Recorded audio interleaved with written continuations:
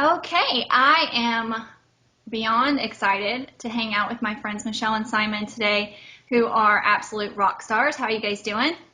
Pretty good, Hi, Amy. It's awesome to good. see you. Hi. Awesome. So, tell me what you got going on. What you've been working on? What projects you're working on, Michelle? I'll start with you. Oh, with me? Oh, Yeah, nice. of course. Oh, very cool.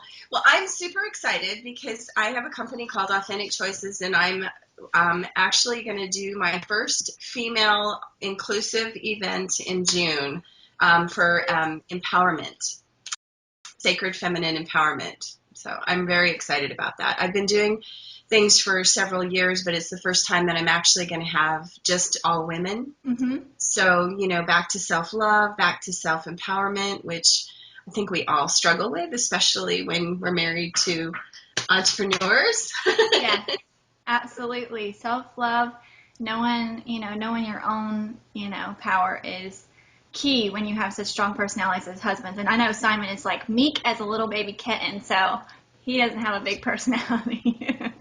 Not even. No, So Simon, So, depends on the day. yeah, what do you have working on, Day Simon? is why I'm pretty, yeah. What do you have going on lately, Simon? I usually have a million things going on. I'm always consulting with companies, doing business growth, things like that. But my real passion project is Warrior Protocol. So I work with a lot of men privately and in groups and in live events. I'm really a believer, Amy, that for the last, let's say, 20 or 30 years, the culture has been churning out men who just hmm don't have a sufficient level of training to be effective in the modern world, specifically to be able to go out and hunt and build big businesses while simultaneously not tanking marriages and destroying their health and ending up in pits of despair and depression and all these kinds of things. So I work a lot with guys to give them physical and mental and emotional resources so they can be more effective in life. Awesome. Do you find, I question, Simon, do you find that, especially with entrepreneurs, that they get what they need emotionally from the outside world because they're building an empire, and they're getting like the love and the support and like the ego building from the outside world, but then that kind of causes a division in the marriage because they're no longer needing that from their spouse because they're getting it elsewhere. Do you see that at all in what you do? Yeah, I see that a lot. Sometimes I think being an entrepreneur is a personality type. Sometimes I think it's a disease. Sometimes I think both. But yeah, it's absolutely true for entrepreneurs. I would even go further and say it's true for a lot of men, even guys who have jobs. Get a lot of their emotional needs met by going out and hunting. Because hmm that's essentially what making money is these days, right? It used to be called hunting, going and finding food for your family. Now it looks different, but we haven't really evolved as the same thing. So for a lot of us, we love the thrill of the hunt and the thrill of the chase and making things happen. And I really think that's a fundamental difference that I come across over and over again between men and women. Obviously, it's a sweeping generality. I get that, but for the most part, and it's probably true in our relationship, women crave things like security and safety, and a lot of women live in a very emotional world, hmm so it's all about those needs being met. For Right.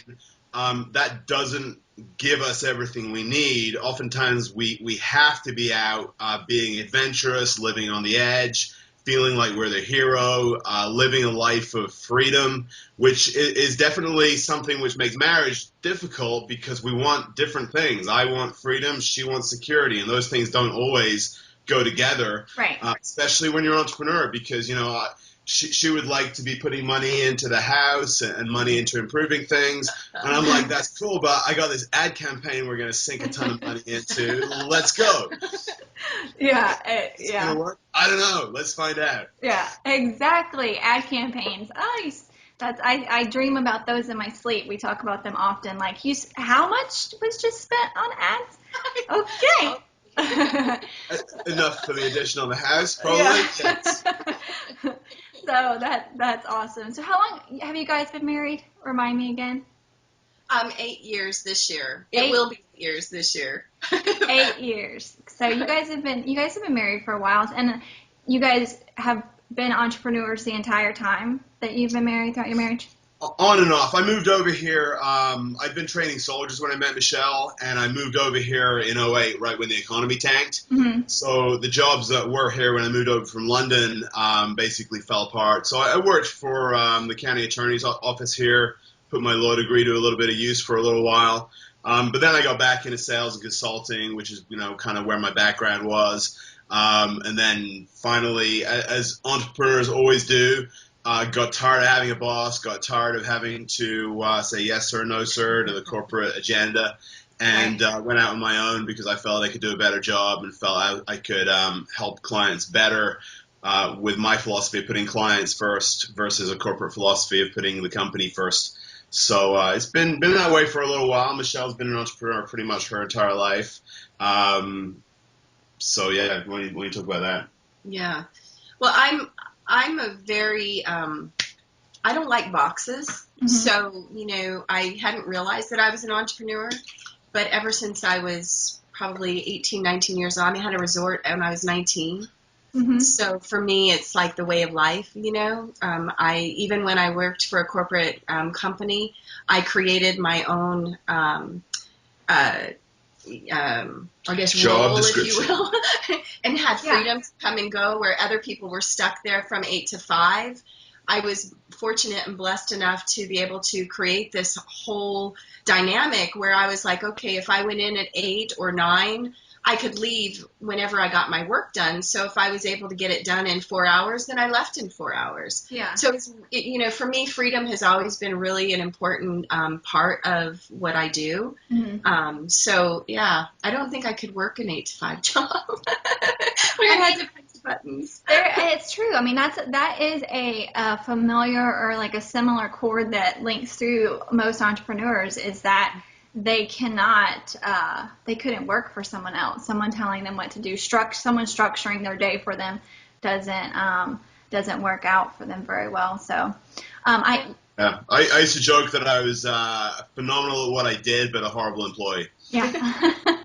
Hey, I mean, yeah, I can completely relate. So I know that you guys have a baby. So I shouldn't say it. He's a baby to me. He's not a baby. He's a little boy, but still my baby. I know. He's little boy. He's so you tell me how it is being entrepreneurs with a kid, because I've heard from different sides. I've heard that it's easier, as a parent being an entrepreneur because you have the freedom, but I've also heard that there's a struggle there because you are free, yes, but you're having to build something yourself, and so they also need your attention, so the pull and tug there can be difficult. So can you kind of go over that with us, how that works for you guys? You go first because I'll talk for hours on this. Yeah, it's actually quite challenging, and I think the most difficult challenge for me is having to try to explain when daddy's got to work. Because when you're starting a business or starting businesses or whatever, you're usually dedicated to that, to that business. It's focus on that, and as a little person, they don't really understand that. They don't have any parameters to go with. So I think that's probably been one of the biggest struggles. And then, as a mom, you kind of become a single mom, no offense, but that's really what ends up happening, because you find that you have responsibility for everything, as, taking care of the house, picking him up, doing the laundry, all of the care, everything revolves around you now. Right. And so that's been probably the biggest struggle. For me, with my own business, bless his little heart, I have a real estate company and an investment company. Mm-hmm. My little guy has probably seen more houses than most adults have seen. Right.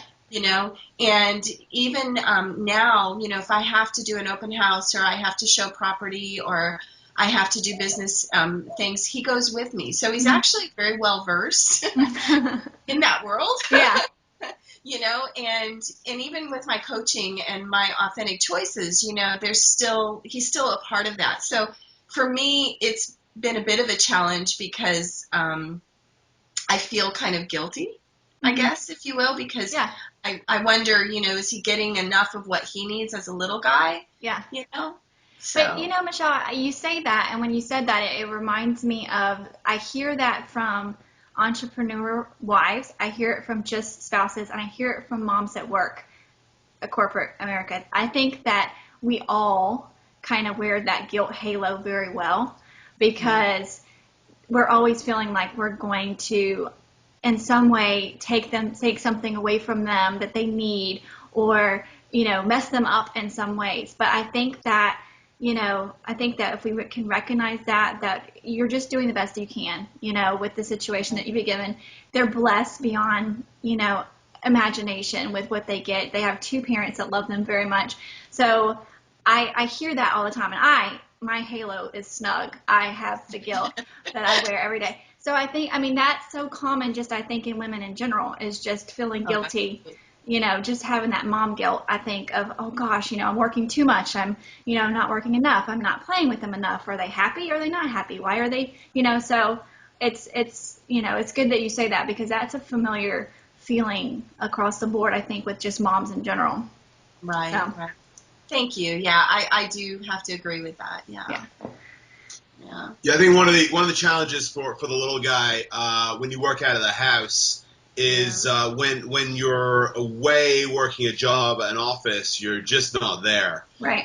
And one of the advantages, obviously, is that when you come home from most jobs, you're done for the day, so now you can be 100% focused on the family.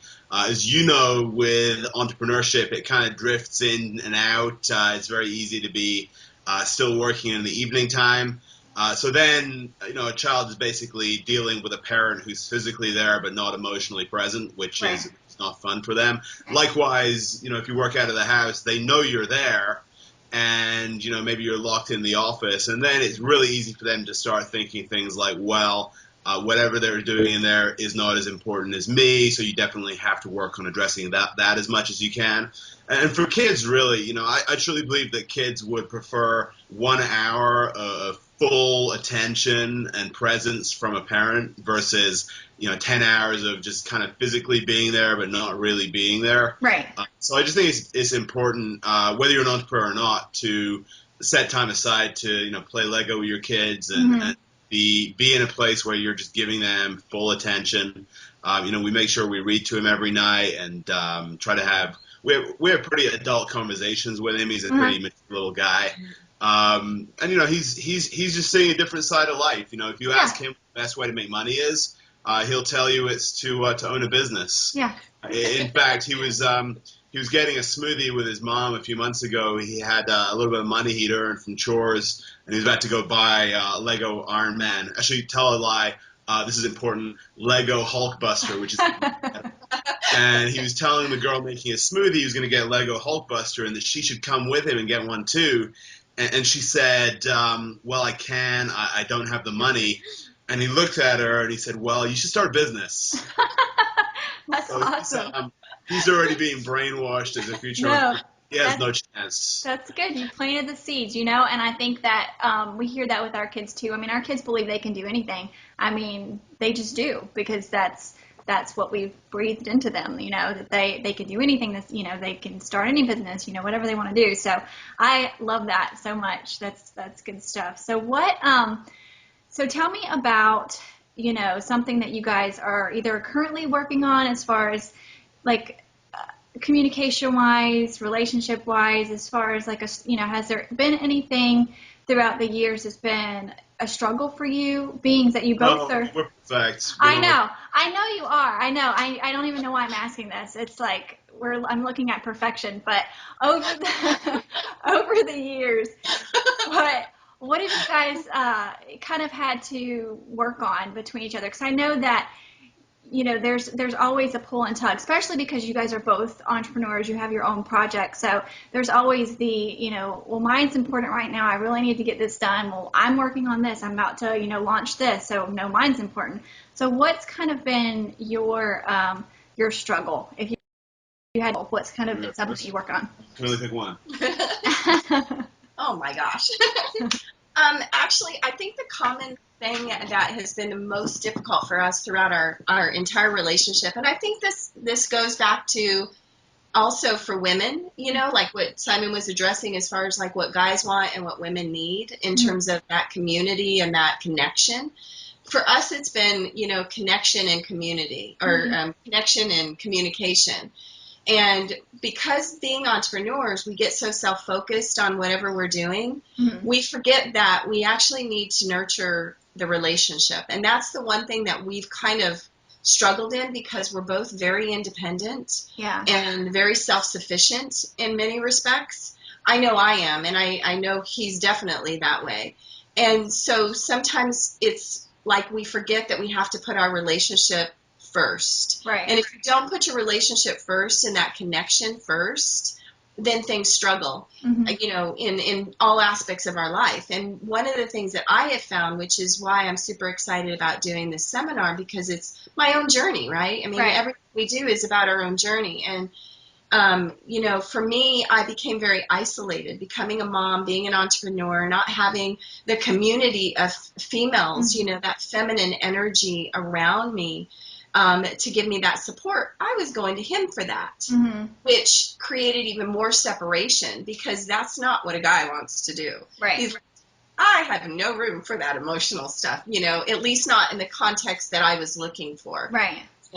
And so I think when you can find that balance, and then you can put yourself in the dating mode, because I think as entrepreneurs, you really, really have to date. Yeah. Like, you have to keep that spark there all the time. Yeah. And, and create that. And he's really good about, like, when we have date nights, it's all about him creating that. Right. But it's putting that first, like making that a priority for each other, because it's so easy to get lost. Yeah. It's so easy to get lost. Yeah, and that's true. I think that, coming back together and getting back, because it's going to happen. Life happens. You kind of fall out of sync a little bit, but it's always coming back and saying, let's get it back on the same page. Let's, fall back in line with each other. So, yeah, I love that. So.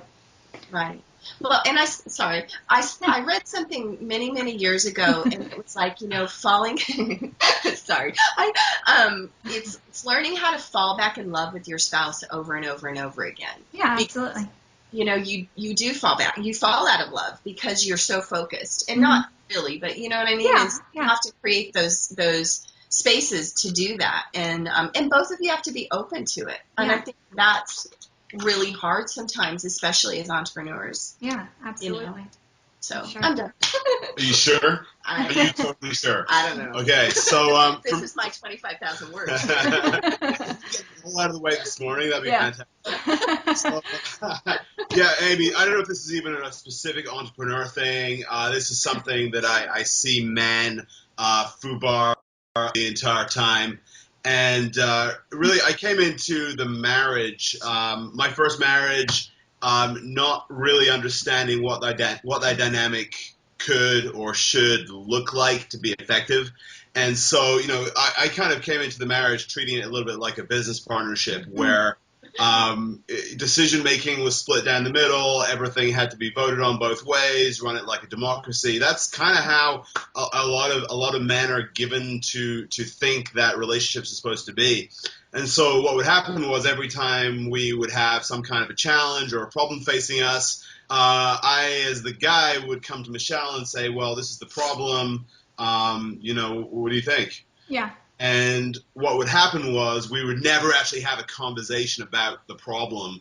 We would have a conversation about us and me and the things I wasn't doing right. And basically, when I came to her that way, it was like, here's a shotgun, shoot me. Yeah. And it just didn't work, and I didn't understand for years what the problem was. And then as I dug in, and I went back to a lot of my other training in other areas and started to apply it better to marriage, I recognized that Michelle didn't want me to be a wuss and come to her with no idea.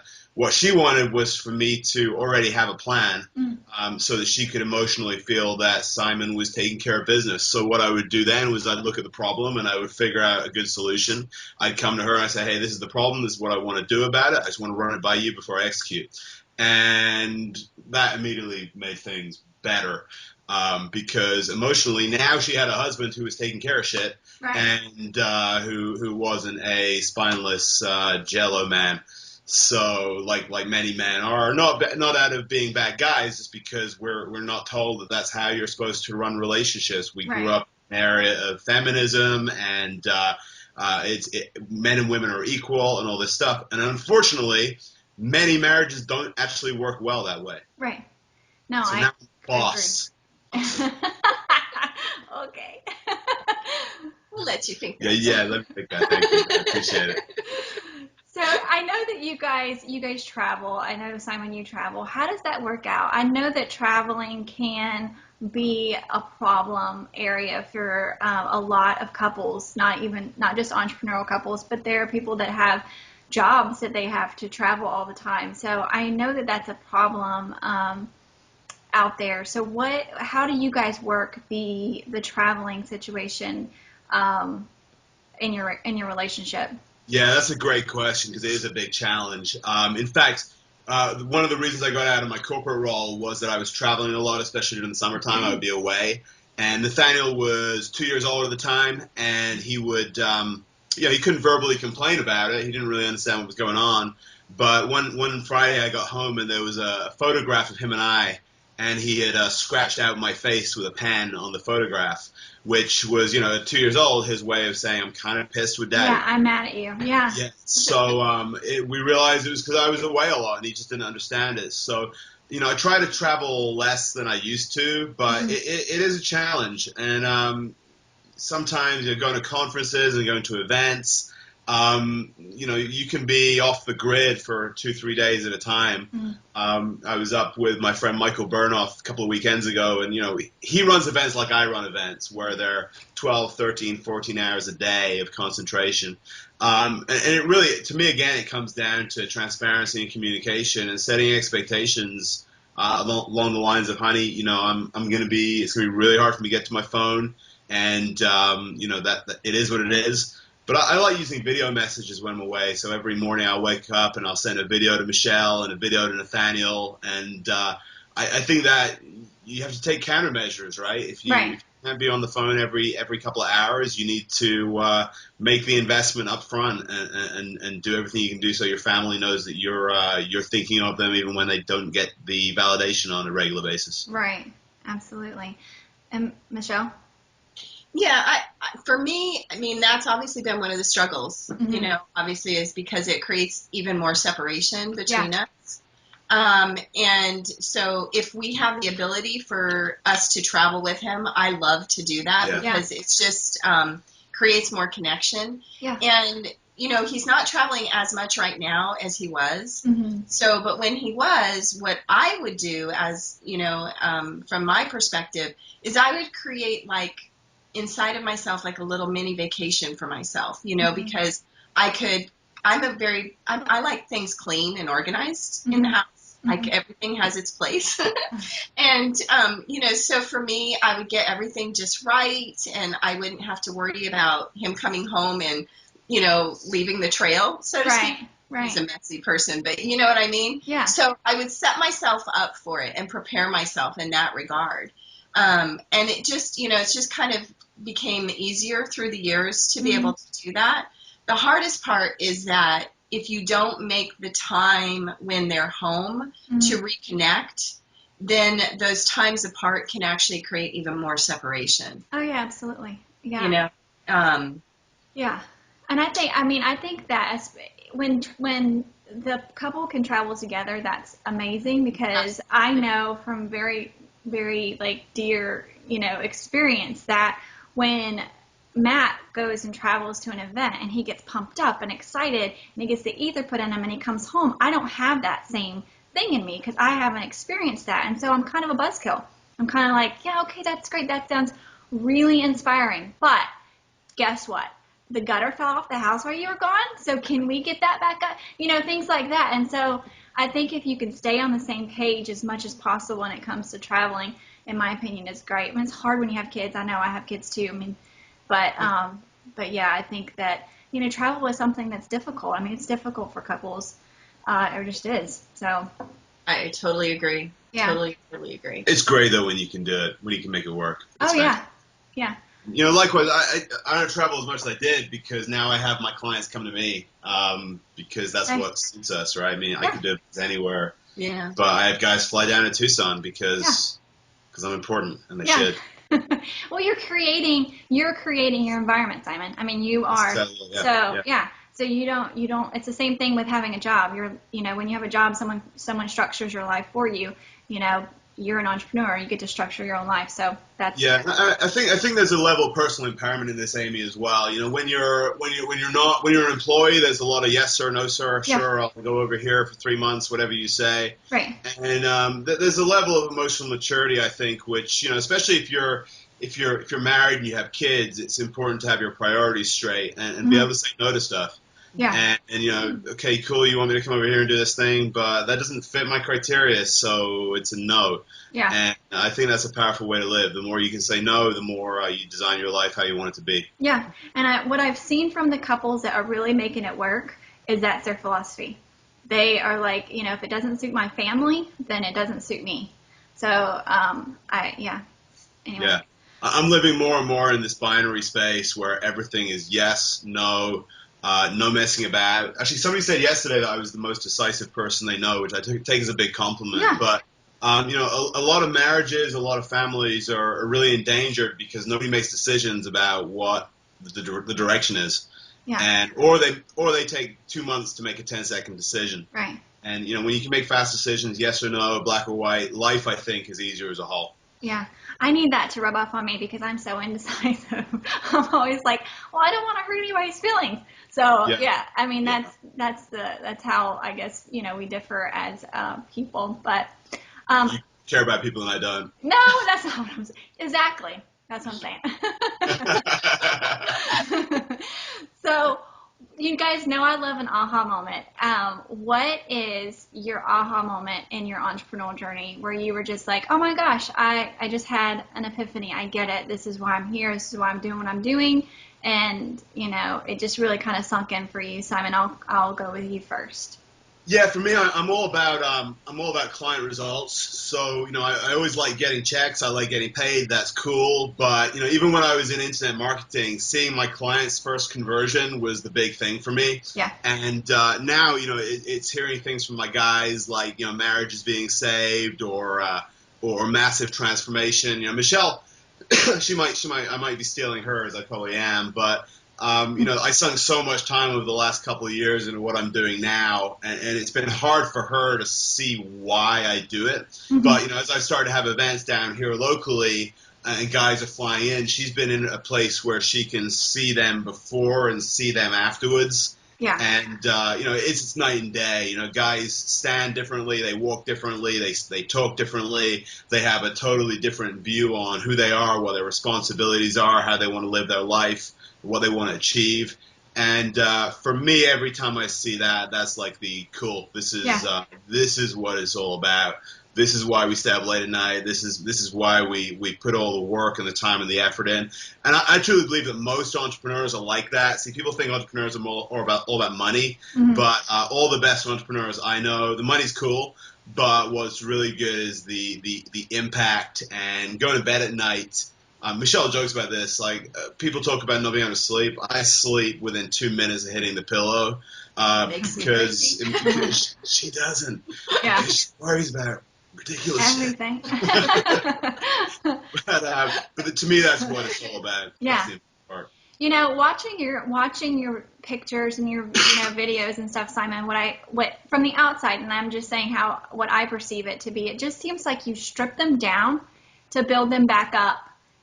In a more naked man. Yeah, well, just like they seem like to make them whole again. And I mean, I know it's an inside job and they have to do these things on their own, but I love it. I mean, the pictures that you post and you can see it in the participant's face, that it's raw and it's real. So, I mean, we break them down a lot. There's a way. See what the military does for a lot of guys. It breaks them down and then rebuilds them in the way the military wants them to be built, which is great. But it also leaves guys with a lot of problems. Yeah. So I just got off the phone a couple of days ago with a guy. ex-Marine, incredibly talented, phenomenal man, but he can't do anything unless somebody else tells him to do it, and that's how he was built by the Marines, which is kind of sad at the end of the day. They didn't build him for a successful life. So what I try to do is break him down, but then have them rebuild themselves in the way they need to be built to achieve the objectives and outcomes in their life they actually want to have. Yeah, I think it's brilliant. I love it. So, Michelle, what's your aha moment? I would have to say it's something similar. You know, having been an entrepreneur for as long as I have and doing such variety of things, interesting. Yesterday I actually had a call with a guy that I've been working with for, probably 10 years, maybe 12 years. We met, I used to be in the entertainment industry, so I did modeling and acting and things of that sort, and I loved it. But I met this gentleman when I was first starting, I guess it was longer than 10 years, I guess. But I had met this gentleman on the set when I was beginning my coaching. And I thought, what the heck, let me just give it a try.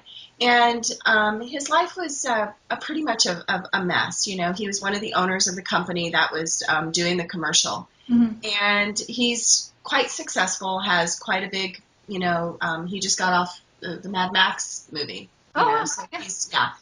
So he's pretty well. But watching his transformation and knowing that I'm that I played a part in a role in that, and seeing how his life has unfolded in the last, however many years I've kind of lost track. And the connections that he's made and the healing that he's done and the growth that he's made in that. For me, it reinforces that I'm doing what I need to do and what I can do, because I really believe that we all have a mission, and it doesn't matter what that mission is, as long as we're giving back in a way that creates wholeness and connection to the person standing in front of us. Yeah. And so for me, it's that those types of validations that make me realize that, it's worth it. I could never imagine not doing that. Yeah, absolutely. I completely get that.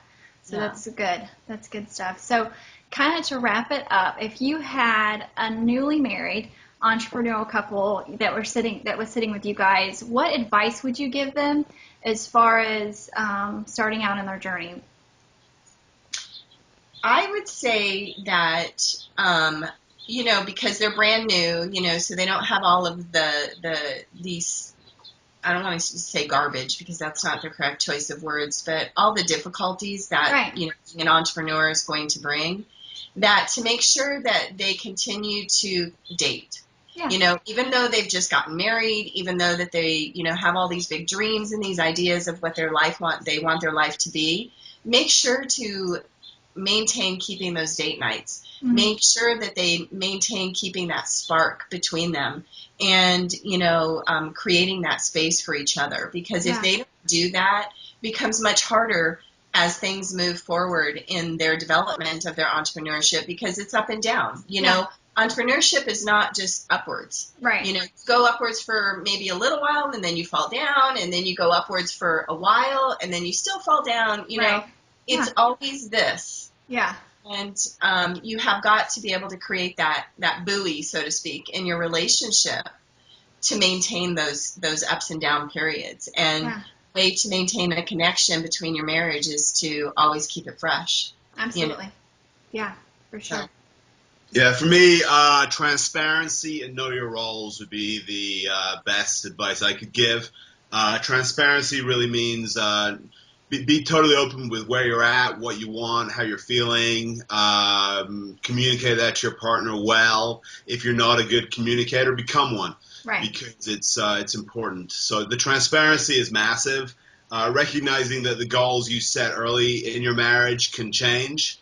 And there's nothing worse than, setting a goal 5 years later, still chasing the goal, but it's not something that's actually important to you because you both changed. So checking in regularly with what the actual goals and what the mission is vital. And when I say know your roles, have a lot of conversations with that level of transparency about who's going to take on what role in the relationship, who's going to take on what role in the business. And, if your husband's an entrepreneur, this is an interesting thing. We come across as very, very independent and a lot of times just want to be left alone to take care of business. But we also, at the same time, need a little bit of support and protection and the ability to shut down the noise that distracts us. Mm-hmm. A lot of us have pretty crazy levels of ADHD, which basically means that when you're in your zone and you're working on your mission and you're in the right environment, you're a full-on genius.